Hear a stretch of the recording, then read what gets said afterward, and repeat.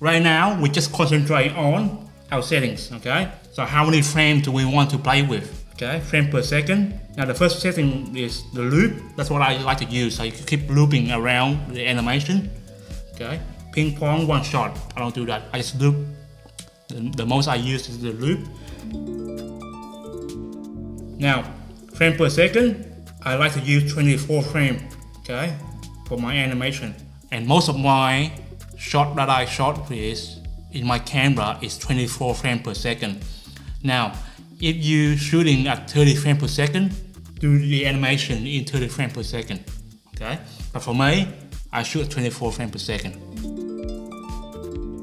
Now, the onion skin is when the painter or animator, they use brush by brush, okay? They put it on. But we are cheating. We are doing the elimination process, which is a smarter way of doing things, okay?